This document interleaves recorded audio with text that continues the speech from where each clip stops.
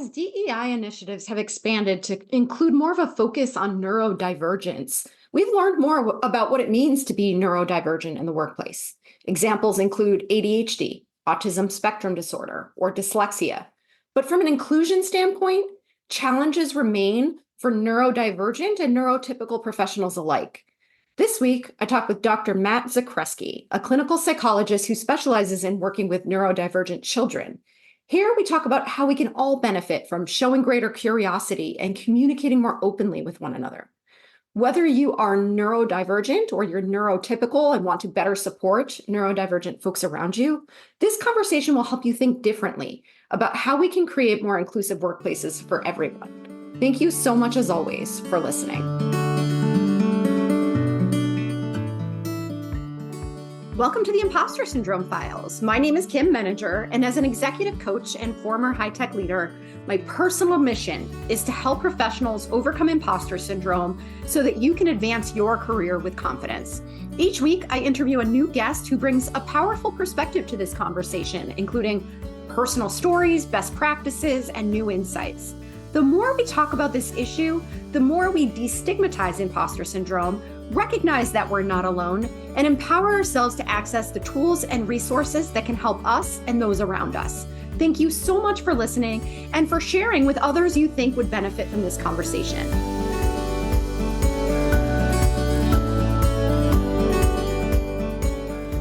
Welcome, Matt. It is such a pleasure to have you here today, and I would love to start by inviting you to introduce yourself. I'm thrilled to be here. So my name is Dr. Matt Zakreski. I'm a clinical psychologist who specializes in working with gifted and other neurodivergent folks. I've been doing this work for a long time, little over coming on a decade and a half now. And like a lot of people in the neurodivergent field, I wear a lot of hats. I am primarily a therapist, but I'm also a professional speaker. I do IQ testing and consulting and coaching and basically, a lot of advocacy work. If my kids need me, I go where the problems are. So can you define neurodivergent? Because it's a term I think we hear a lot these days, and there's a lot more, I would say, sort of push, for lack of a better term, to think more inclusively. And I wonder, sometimes if people really understand what that term means. And so would you be willing to share your definition? Absolutely. So the best way to think about neurodivergent is that most brains are neurotypical, right? So about 70% of brains are neurotypical. And that means that brains function about the way we'd expect them to do. No two brains are the same, but, we think about things largely are going the way that you'd expect them to go. Neurodivergent brains are brains that are quantifiably different in some way. Usually that takes the form of ADHD, autism, giftedness, dyslexia, dysgraphia, dyscalculia, dyspraxia, OCD. Basically, we understand a lot more about the brain now that the differences we see are actually directly related to brain differences. So it's not bad parenting or too much gluten or TikTok's fault. It's very easy to blame TikTok for things, but yeah.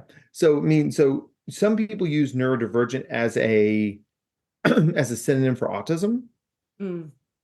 And I always like to point out that it's really any different brain. So some people are like, well, how is giftedness part of neurodivergence? It's like, well, I can show you a picture of a gifted brain and I can tell you how it's different than a neurotypical brain. The differences we see are not just, oh, this kid is smart. This kid's brain quite literally works differently. And so when you talk about working with, you mentioned gifted, you use that term. Or would you say that you work primarily with one population, or do you see people across all of the different examples that you shared, like ADHD, dyslexia, et cetera? Yeah, I named my therapy practice the Neurodiversity Collective because I wanted to see all different kinds of brains. The probably 90-ish% of the people I see are neurodivergent. And that's fine. neurodiversity means all brains, Hmm. right? And, I mean, like any insular community, people can be a little bit like, our brains are better than your brains. Like nobody's brain is better than anybody else's brain, right? So what do they, and feel free to break this down too. I'm sure it's not as simple as saying, what's the difference between somebody who's more neurotypical and somebody who's more neurodivergent? I'm sure it's much more nuanced than that. But what are the kinds of things that the people that you see grapple with that maybe we more neurotypical folks don't understand, or, we just don't have visibility to because it's not how we operate? Well, and I appreciate you asking that question. I love that sort of intellectual humility, right? So, one of the things that we see a lot in neurodivergent folks is what we call asynchronous development. So, if you're 10 years old and you're neurotypical, you're basically 10 years old and everything, socially, emotionally, academically, intellectually, physically, more or less it holds together, right? You might get some differentiation, but it's more or less you're 10 in everything you do. What we know about neurodivergent people is that the brain comes online, it develops in a different way. And since there's only so much energy to go around, you start to see this developmental spread or shift. So what you'll see is someone, say, who with ADHD is chronologically 10, but really functions sort of more like 7 across the board, right? This is the old 1.5 rule for ADHD. So you take the age divided in half and then half had back. It's not it's not a perfect science, of course, but it's just because of the ways the brain works in gifted kids, which is, the primarily what I do, you get a very significant developmental spread. So you'll have a kid who's 10 years old, but intellectually 17 and emotionally 8 and socially 7. So it's like, how do you intervene with that kid? Right? Can you intellectually they can handle high school. So we should put them in high school, right? But you think a 10-year-old, especially with 10-year-old with delayed social skills, is going to hang with high school kids? It's not so easy, right? So there's a lot of nuance, a lot of deck shuffling to to get the needs of these kids met. And so if you're out there listening to this and you're like, yeah, I've never felt like I fit together, or I feel like my kid doesn't fit together, then that's a pretty good marker that they may be neurodivergent, because this is a developmental trend we see in that population. Mm. Well, it's funny because I have a 9-year-old son, and he and I just recently started watching Young Sheldon.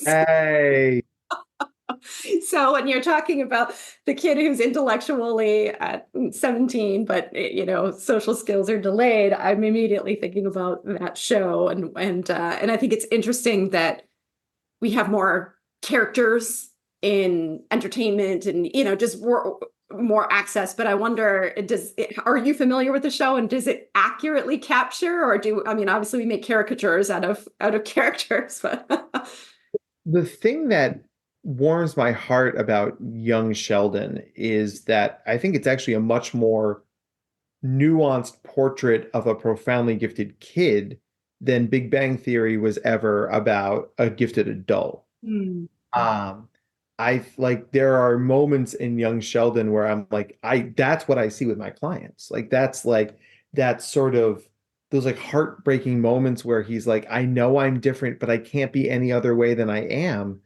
And I'm like, yeah, like, yes, right. And I think it's just I forget the actor's name. He's brilliant. Like he brings so much like heart to that character that I think is just sort of beautiful. Um, so I mean, yeah, big fan of Young Sheldon. Big Bang Theory is a little bit more, let's say, controversial within the gifted community. Um, there are caricatures, right? So, it's one of those things like if you can take those parts of it with good humor, I think there are lessons to be learned. Chuck Lorre, who wrote the show, is brilliant. He's gifted himself. So I know a lot of that stuff comes from a place of authentic knowledge. It just is a little bit distilled to get the laughs, right? And there's nothing inherently wrong with that as long as you view it with a grain of salt. Yeah, and I think that's important. I think, obviously all TV is designed for entertainment purposes, but I also think there is some value in introducing us Mhm.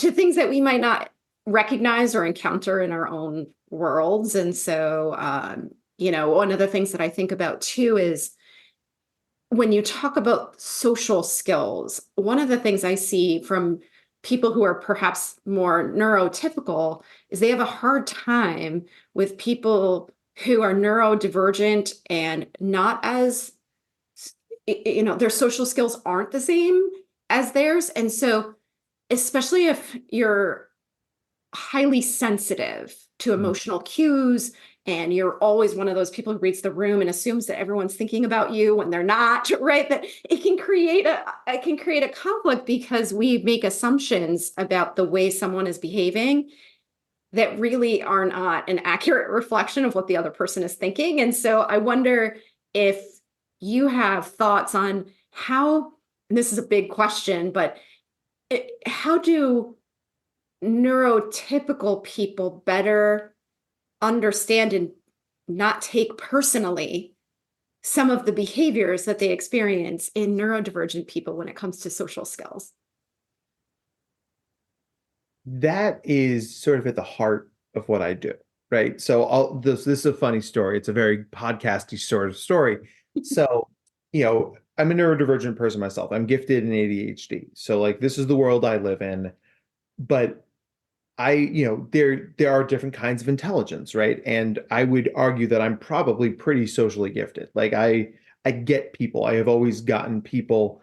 If you look at the jobs I've done, a lot of customer service, a lot of sales. I was a bartender for many years. I like people, like, and it's what I do now, right? I'm good with people. There are probably some ex-girlfriends who would think otherwise, but that's neither here nor there. Um, so I worked at a school for gifted kids, and many of the staff members were gifted and neurodivergent themselves.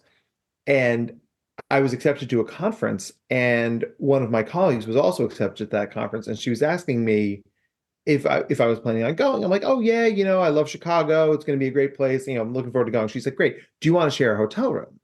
Hmm. And I was like, no, no, I'm married. She's like, well, so am I. I'm like, well, oh, okay. I like to have my own space. And she's like, I don't want to sleep with you. I'm like, I don't think you do. I just am very off put by the question. It's an atypical question, right? Um, and and I was like, well, okay, if you'd excuse me, I have to go to the bathroom. She's like, I do too. I'll walk with you. So she walked with me to the bathroom. And it's the sort of thing like, if this was Big Bang Theory, it would be played for laughs, right? Hmm. In real life, it was somewhere between uncomfortable and off-putting, Hmm. right? Somewhere in between those things. And I know this woman, and she doesn't have a cruel or lecherous bone in her body, but she could not understand what we call theory of mind. The idea is that I have different thoughts and feelings than you have about things. Hmm. I always say this to my clients. It's like, what's your favorite Star Wars movie? They're always quick to say something. And I'm like, great. If mine is different, does that make mine worse? I'm like, well, but everybody likes Return of the Jedi. It's the best movie. Why would you not like Return of the Jedi? I'm like, well, I like Empire Strikes Back, right? My opinion is different than yours because I have a different brain than yours. It's not better or worse. It's just different. And so if you can understand that the directness that comes with much neurodivergent communication is not meant to be upsetting, it's not meant to be off-putting, it is just very direct, then then I think it puts us in a position, and this is one of my go-to therapy sayings, is be curious, not furious. Oh, I like that.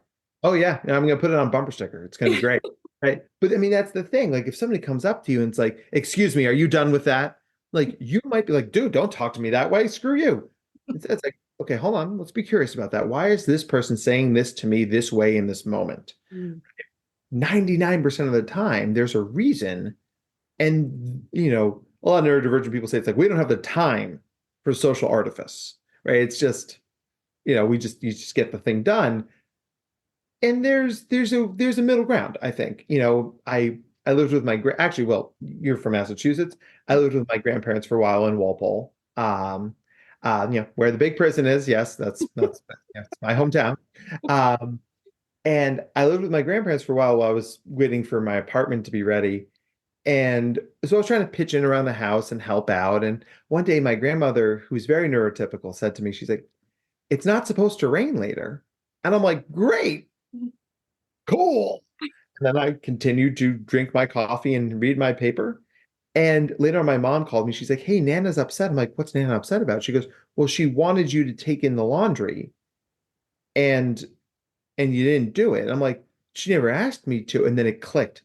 It's not supposed to rain later, which means the laundry is on the clothesline, which means I should take it in. But like a neurodivergent person would be like, "Hey, take in the laundry." Mm. So it's the thing, like there's a middle ground, right? There's like, I think neurotypical people could stand to be a scotch more direct.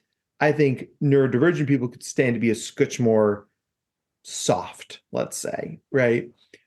So, and the word we use for this is called meta communication, right? Talking about talking.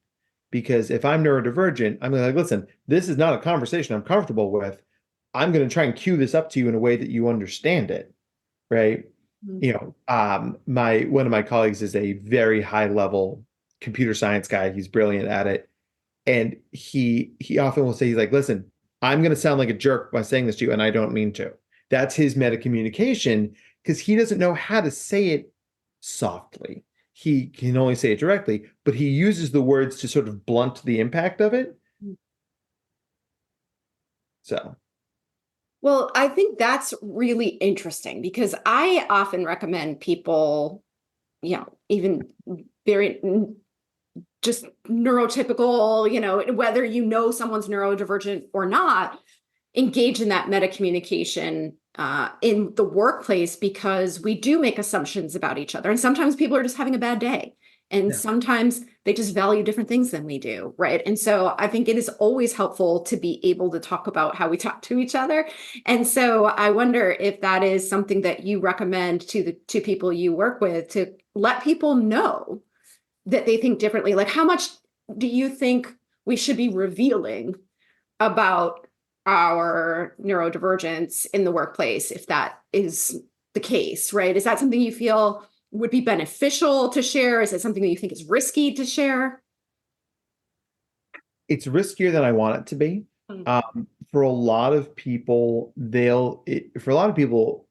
it feels like a coming out process, Mm. which is interesting in multiple levels, not the least of which is that many neurodivergent people are LGBTQ anyway. There's like somewhere between like 38 and 70% of neurodivergent people are LGBTQ. Oh, interesting. We're not really sure why. It's interesting, but um, but so the idea is there are environments, if you are different in some way, that are safe and receptive, and there are environments that if you're different in some way are not, right? And a lot of companies are putting neurodivergence as part of their DEI work, diversity, equity, and inclusion, which makes me really happy. I get to work. I just did a talk for IBM about that. I spoke to a big law firm about how to be more neuro inclusive. So the companies are starting to wrap their heads around it, but it's one of those things where, you know, like in school, a lot of neurodivergence comes out in when it interacts with systems. In this case, right, so a kid can't sit still in class, they might have ADHD. We're going to write them a 504 plan to get them some accommodations. Honestly, that's what it kind of looks like in the workplace. You get an adult who say also has ADHD, and if you don't give them an office with a door, they're never going to get anything done because they need to be able to shut out that external stimulation and get the job done. Right. So so it's absolutely appropriate. And I do this advocacy work with my adult clients all the time of, hey, you know what? Yeah, you're allowed to ask for a door. And that's an accommodation, and the government has defined ADHD as a disability. So It's consistent with the Americans with Disabilities Act to get the accommodations you need. So, there's an art to it, which is why bringing somebody in like me is helpful, but it's absolutely a thing that you can do. Well, and I think about that too when it comes to imposter syndrome is, sometimes the reason why we might feel like an imposter is because we're not set up for success in the environment. And so if you think about people who are afraid to tell their managers, let's just use ADHD as an example, right? They're perfectly capable of doing the job.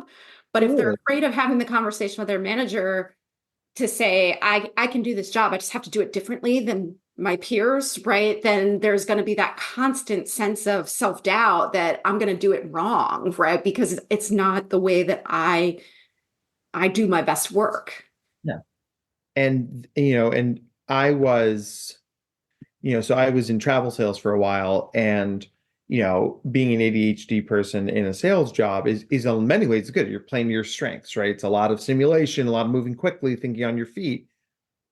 But there would also be a lot of trainings and a lot of group meetings and things where my brain would be like, oh, I don't like it.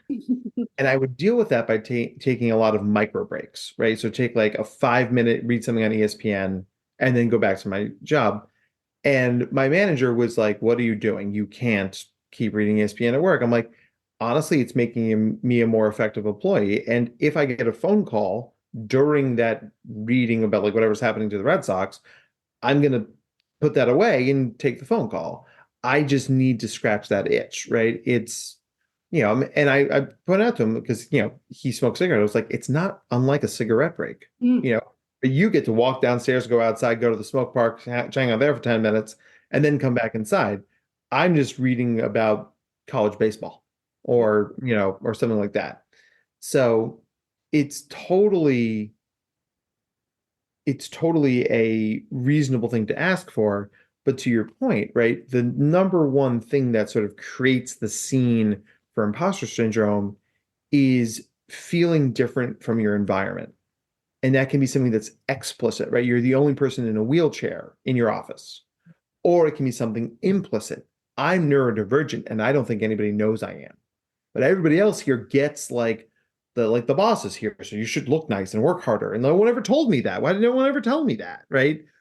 I'm actually writing a book about all this stuff right now, and it's all about this idea of this like unspoken social code that neurotypical people tend to get, and neurodivergent people tend to be like, Mhm.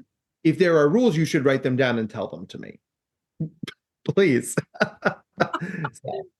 Yeah. And I think that that's fair across the board too, because people from different cultures don't always understand the unwritten rules either, or people from underrepresented groups, right? So I think that, yeah, that is always a fear that I didn't get the manual that everyone else has access to, right? That like I'm at this disadvantage because everyone else has figured this out, or they're part of some secret club that I haven't been invited to.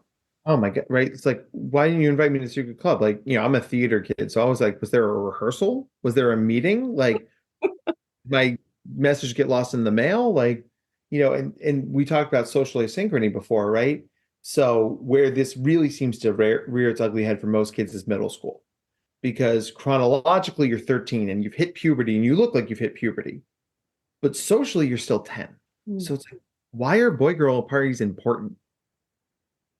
You have to have some real awkward conversations with your parents about that one. It's like I remember going to like my first boy girl party and people and being like, why is this different than it was before? I've been to birthday parties with these people. I grew up in a small town. I've known these kids my whole life.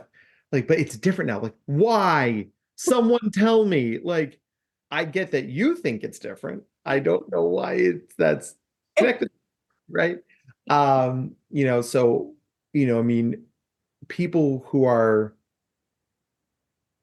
from underrepresented groups often are more likely to feel imposter syndrome, but it's also important, I would actually even say vital, that we don't dismiss their very real concerns about systemic bias for imposter syndrome, right? Like if you're a trans person, right? If you're transgender and they don't have unisex bathrooms, Mm. You might be like, this is bad, this is systemic bias. And there are people who don't really understand imposter syndrome who'll be like, well, isn't that your imposter syndrome talking? You're like, no, I can't work in this place because you don't have bathrooms that are safe for me to use. Mhm. I mean, having a DEI person or a program in a school is vital because if you're going to recruit people from underprivileged or underrepresented populations, you've got to have safe landing places for them in your school. And if you don't, you're setting them up to fail, and you can't call that imposter syndrome. Yes, exactly. So, Exactly. Yeah. Well, and that always brings me to the question of what is the opportunity for leadership in these moments, right? Whether it's schools or workplaces. If you're, let's imagine, a manager and you have someone on your team that you suspect may be neurodivergent, but they haven't said that to you directly, is there any fair way to have that conversation? Like, what, as somebody who's a complete, layman in this space, there have been times when I'll be talking to a client who has someone on their team, and they'll just say things to me like, no matter how many times we talk about it, they never seem to understand this, or they never get things done on time, or they struggle with organizational skills, or just different kind of clues that there might be something different about their brain or the way that they're processing information. And like, I'm curious, if you are the manager in that situation, if there is a respectful way to engage that person in a conversation to better understand what might help them to show up more effectively.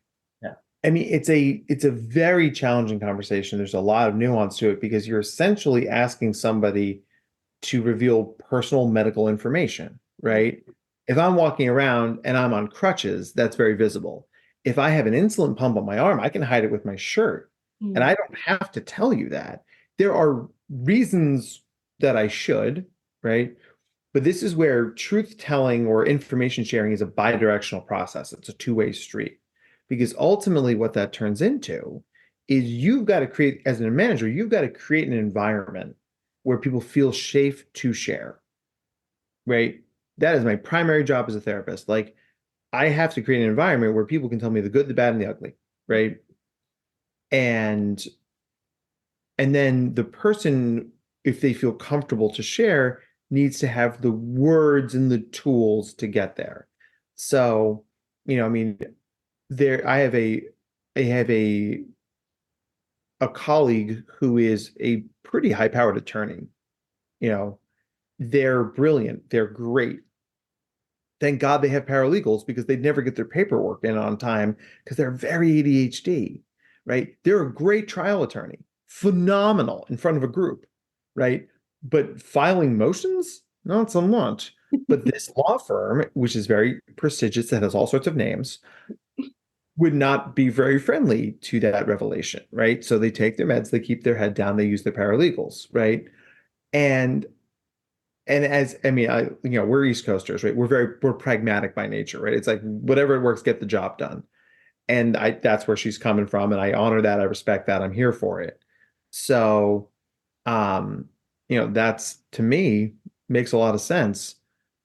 But I wish we lived in a world where that would be honored, right? And it would be more easy to manage, right? Because it's like the reality is, it's like what matters is can she do her job, Yeah. right? And when you talk to neurodivergent people, a lot of people sort of have resultant trauma from a lot of people sort of focusing on their weaknesses, not searching for their strengths, Mm. right? My colleague Christina Collins always says, don't be a deficit detective. Yes, you probably don't want your accountant to be ADHD, right? That's probably true. With that said, it doesn't mean that somebody who was ADHD couldn't be good with money, right? They would just might need to do it in a different way. So, that's why my colleague has great paralegals and has a team around them, and they do an awesome job, right? And someday, hopefully, they can come out as to use that language, right? So, Yeah. it's very nuanced, and this stuff is very new. I mean, really these terms have come out over the last decade. And really, I haven't seen neurodivergence in DEI work before the last 2, 3 years. And I know there are people who've been doing it long before that, but now it's more in the public consumption, right? People are aware of this now. So it's becoming, it's like when your like favorite local band makes it big, you're like, oh, well, this is going to change everything, right? I can't. So I think one of the things I think about too is good leaders get to know their team members as individuals, and they learn, like you said, what are their strengths and what are their needs, and they don't apply a one size fits all strategy to managing people. And so I think as we think about being more inclusive as a leader, are there suggestions that you have on how managers can talk to or get to know their team members in a way that is, I would say, it promotes that kind of safety, but it also gives them an opportunity to talk about, I'll just give you an example of this. Like, I feel like if someone's struggling with a particular approach to an assignment or to a task, that a manager might say, well, what have you found helpful in the past, right? To help you solve similar types of problems. So things where you're not naming, you're not diagnosing your team members, right? You're not asking them to reveal information about themselves that they're not ready to reveal yet, but you're sort of problem solving with them in a way that gives you the ability to set them up for success. Yeah, I mean, and that's, I think, good management is about knowing your people, right? Strengths, weaknesses. And when I manage people, it's always like, hey, listen, everybody's got strengths, everybody's got weaknesses, everybody's got stuff they're in development on, right? The more I understand you, the better I can serve you, right? Like that's what I think servant leadership is all about, right? You have to work with the people you have, not the people you wish you had. Yes, if you had an all-star team of like farmer girls who were out there like crushing it, like in like 300% of their sales goals, you wouldn't need to manage them. They would be like just, it's like a robot army. You're great. It's Stepford Wives, right? This is more like you might have some all-stars, you might have some solid players, you might have some people who like you could see them being good in a little bit, but you got to get them there, right? And I often, I say this to teachers all the time. It's like, the gifted kids are easy to see because they're getting straight A's, raising their hands, right? And they're like, of course. I'm like, not all gifted kids are like that. Do you have a kid in your school who pisses you off? If they could just get their stuff together, they're like, oh my gosh. And it's like Bobby or Sally or Manuel or something like that. I'm like, yep, that kid might be gifted too. The kid is probably what we call twice exceptional, right? Gifted plus a second neurodivergence, usually ADHD, autism, a learning difference, right?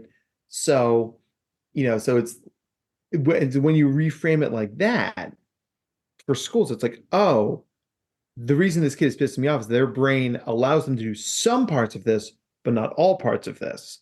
You can absolutely pick up that same model and drop it into HR. It's the same thing, right? You might have the best in-house manager. The person gets people, they are making sure the schedule's done, everybody's got their paperwork in on time, they're crushing it. But you don't want them like hiring people because they're not good at that. So you bring in somebody else to hire them. That's fine, right? Maybe the manager signs the paperwork, but you can have your team lead do that, right? And it's the sort of thing like nobody does all the parts of their job equally. And giving yourself permission to play to your strengths and support your weaknesses helps everybody do better. And that's what we're all here to do at the end of the day. Yeah. Yeah. And it strikes me too that it requires a bit of a growth mindset, right? I think we get thinking about how things need to be done, or to be able to say, hey, just because we've done it this way in the past doesn't mean we have to do it this way going forward, and that we actually might have even better results if we think differently about it. Yeah. And I do love a good growth mindset. And I think the growth mindset, the key thing here is that the key word is yet, right? Like, I don't have what I need yet. I don't have the skills I need yet. I don't have the team I need yet, but we're on the way. My colleague Scott Bader Kaufman always says, like, you don't even need to know that where you're going, just know it's going to be better than where you are.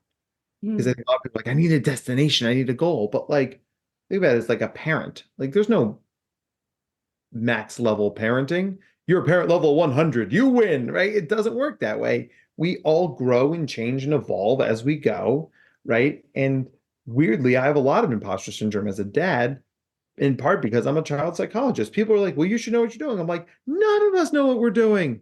But like, the gap between me knowing things and knowing that I don't know what I'm doing is huge, right? Like my neighbor down the street, he's like, oh man, kids are tough, right? I was like, you have no idea.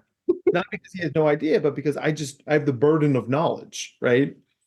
So it's absolutely, it's a mess. But the idea here is these thoughts and feelings don't preclude us from membership in these groups. They don't make us incapable or unworthy. All it is gives us sort of that self-compassion to start where we are, whether that's at the C-suite or an unpaid intern, right? And, I often say to my clients, like, the best time to start something was 5 years ago. The second best time is right now. So if you hear this podcast and you're like, that is me, I need to do something about this. I've been dragging my feet on this for 5 years. Cool. Welcome to the club, right? We meet on Tuesdays in the church basement, bring cookies, right? It's going to be great. And that's all any of us can do is start now. And, if that is talking to somebody like me, or, seeking out information about adult ADHD or autism, it's honestly, it's never too late. Yeah. And having worked with and known people who have been diagnosed as adults, I've seen so many people get this overwhelming sense of relief from that, knowing, oh, I'm not broken. It's not me, right? There's an explanation. And so I think that's a great call to action for anybody listening who sees themselves in this conversation. This has been fantastic, Matt. Thank you so much for having the discussion with me. Where can people find you if they want to learn more about you and your work? Well, so I'm many places. So I have two primary jobs. Therapy is through the Neurodiversity Collective. That's the name of our therapy practice. We do everything online, so that's very convenient. And then the more I did therapy work, the more that turned into consulting, coaching, giving a lot of talks. So in fact, on Wednesday this week, I'm flying to North Carolina to give a couple of presentations for the North Carolina Gifted Association. And then, oh my gosh, the reason I have an assistant is my travel schedule is bonkers. But if you feel like this messaging would make sense for your school, for your company, for your organization, then it's drmattzakreski.com. We also have a really fun Facebook page, facebook.com/drmattzakreski. It's like brain science, nerd humor, psychology jokes, parenting ramblings. I try to find the humor in all of this, because I think if you can't, we're just going to drown. But it's one of those things where, the brain and psychology is everything we do. So getting that taken care of is the biggest investment you can make in yourself and your own happiness. And if I get to be a part of that, that's what gets me out of bed in the morning. So it's pretty fun for me. That's great, Matt. Thank you. And I'll put those links in the show notes as well for anybody who's interested. And just thanks again for being here. This is a really important conversation.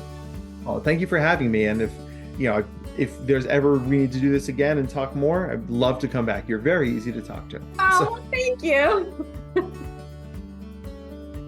Thanks so much for listening to the Impostor Syndrome Files. If you would like to continue this conversation in a safe and trusted space, I would love for you to join my virtual discussion group every Thursday at 12 p.m. Eastern. For the past several years, the group has been limited to women, but it is now open, regardless of gender, to anyone who is interested in exploring and troubleshooting common workplace challenges, building better awareness of ourselves and others, and becoming more inclusive allies at work.